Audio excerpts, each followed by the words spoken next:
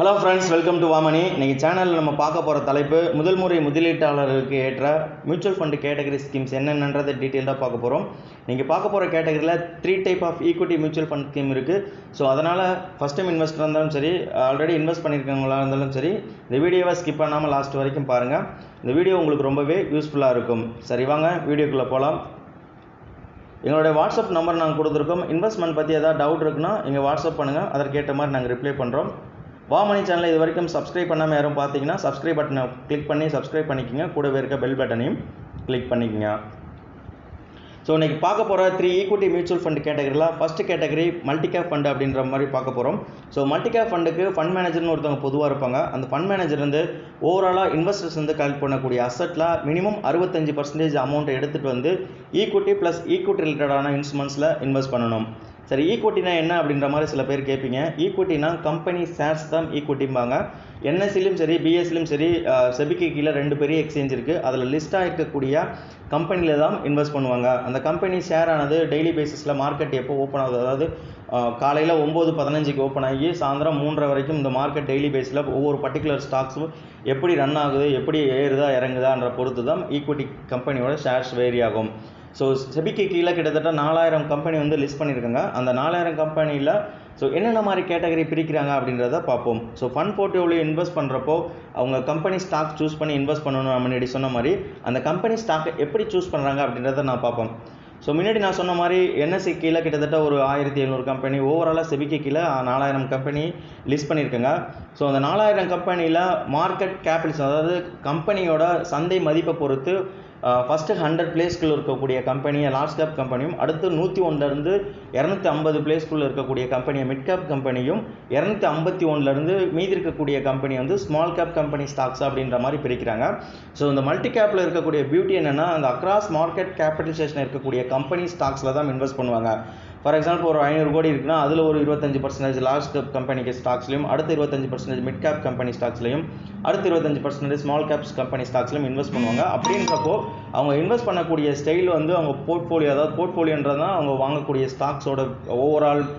இப்போ 50 ஸ்டாக்ஸ் வாங்குறாங்கன்னா 50 ஸ்டாக்ஸில் ஒரு 30 stocks large gap, இல்லை 10 ஸ்டாக்கு மிட் கேப்பு அப்படின்றப்போ அந்த போர்ட்ஃபோலியோ வந்து உங்களுக்கு டைவர்ஸ்ஃபைடு போர்ட்ஃபோலியோ இருக்கும். Across market capitalisation plus different செக்டராக இருக்கலாம். டிஃப்ரெண்ட் செக்டர் இந்த sense construction, IT, cement, steel sector, pharma sector அப்படின்ற மாதிரி இருக்கிறதுனால போர்ட்ஃபோலியோ வந்து அவங்க கன்ஸ்ட்ரக்ட் போர்ட்ஃபோலியோ வந்து ஒரு டைவர்ஸ் போர்ட்ஃபோலியோ இருக்கும். பேலன்ஸ்டாக இருக்கிறப்போ உங்களுக்கு வந்து ஒரு ரிஸ்க் எதுவும் ரொம்ப கம்மியாக இருக்கும். இந்த மாதிரி மல்டி கேப் ஃபண்ட்ஸில் ரிஸ்க்கு கம்மியாக இருக்கும் comparatively mid cap and small cap பார்க்குறப்போ.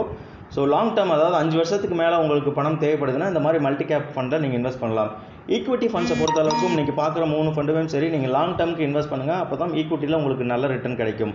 மல்டி கேப் ஃபண்ட்ஸ்னு பார்க்குறப்போ for example Kotak Standard multi cap fund இருக்குது, SBI Magnum multi cap fund இருக்குது, பராக் பேரிக்கில் மல்டி கேப் இருக்குது, யூடிஐ மல்டி கேப் ஃபண்ட் இருக்குது, ஆக்சிஸ் மல்டி கேப் ஃபண்ட் இருக்குது. இது மாதிரி different category of multi cap ஒவ்வொரு மியூச்சுவல் ஃபண்ட் ஸ்கீம்லையும் வச்சுருக்காங்க. ஸோ ஃபஸ்ட் டைம் இன்வெஸ்டர் தாராளமாக அந்த மாதிரி மல்டி கேப்பில் இன்வெஸ்ட் பண்ணுறப்போ உங்கள் போர்ட்ஃபோலியோ வந்து அதை நீங்கள் வாங்கக்கூடிய ஃபண்டானது நல்ல ஃபண்டாக இருக்கும். ஸோ நல்லாவும் உங்களுக்கு ரிட்டர்னும் கிடைக்கும்.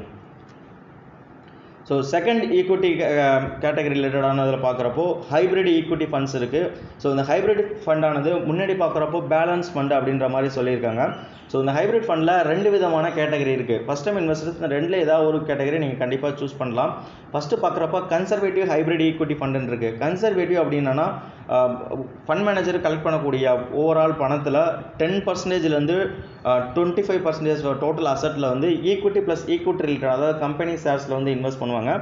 ரிமைனிங் இருக்கக்கூடிய பணம், அதாவது 75% 90% பணத்திட்டத்தை வந்து டெப்ட் இன்ஸ்ட்ருமெண்ட்ஸில் இன்வெஸ்ட் பண்ணுவாங்க. டெப்ட்னா என்னென்னா கடன் பத்திரங்கள் ரிலேட்டடான, ஃபார் எக்ஸாம்பிள் இப்போ ஃபிக்ஸ்ட் டெபாசிட்டில் இருக்கா, இல்லை என்சிடி, இல்லை commercial paper, CD, treasury bills, அதுக்கப்புறம் பார்க்குறோம் கார்பரேட் பாண்ட்ஸு, கவர்மெண்ட் இஷ்யூ பண்ணக்கூடிய ஜிசெக் பாண்ட்ஸு, அந்த மாதிரி கடன் பத்திரங்கள் ரிலேட்டடான இதில் வந்து அதிகமான பணம் வந்து இன்வெஸ்ட் பண்ணுவாங்க.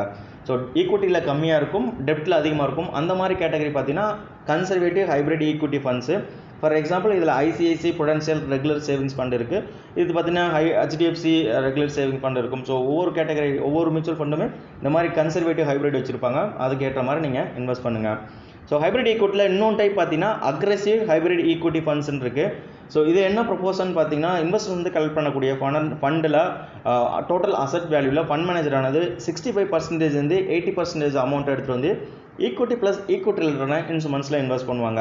ரிமைனிங் இருக்கக்கூடிய 20% 30% பணத்தை வந்து டெப்ட் இன்ஸ்ட்ருமெண்ட்ஸில் இன்வெஸ்ட் பண்ணுவாங்க. ஸோ அக்ரெசிவ்னு பார்த்தீங்கன்னா ஈக்விட்டி போர்ஷன்ஸ் அதிகமாக இருக்கும், டெப்ட் போர்ஷன் கம்மியாக இருக்கும். கன்சர்வேட்டிவ்னு பார்க்குறப்போ ஈக்விட்டி போர்ஷன் கம்மியாக இருக்கும், டெப்ட் போர்ஷன் அதிகமாக இருக்கும்.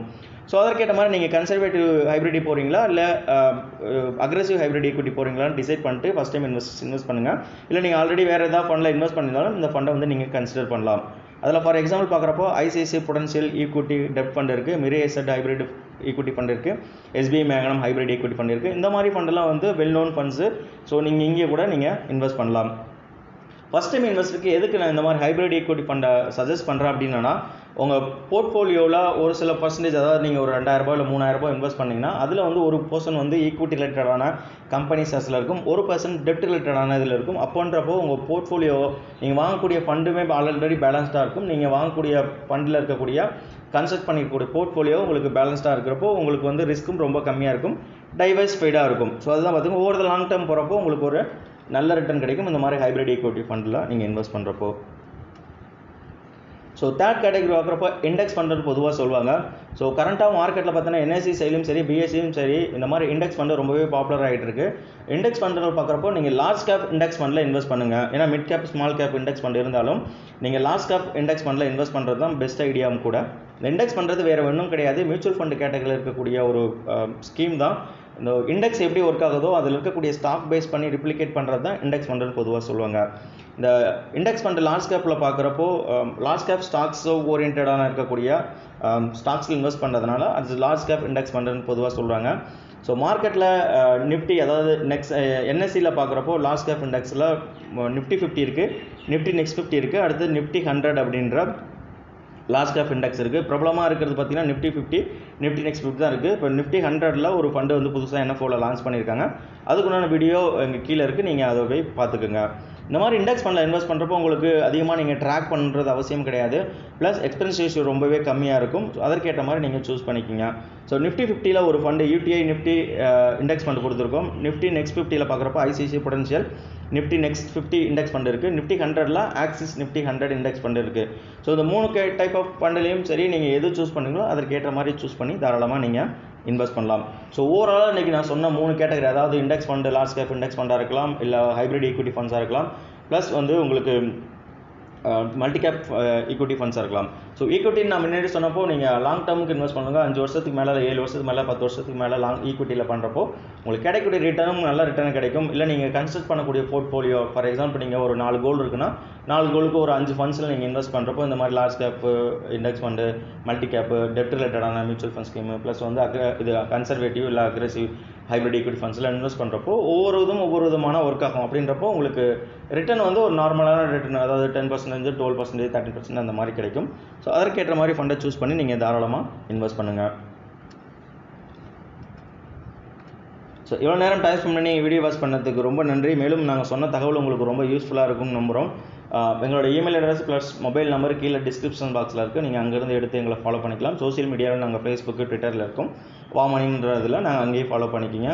மேலும் க்ரோ அப்ளிகேஷன் மூலியமாக நீங்கள் இன்வெஸ்ட் பண்ணணும் மியூச்சுவல் ஃபண்டில் விருப்பப்பட்டீங்கன்னா அதோட லிங்க் டிஸ்கிரிப்ஷனில் இருக்குது, நீங்கள் தாராளமாக போயிட்டு இன்வெஸ்ட் பண்ணலாம். நன்றி, வணக்கம்.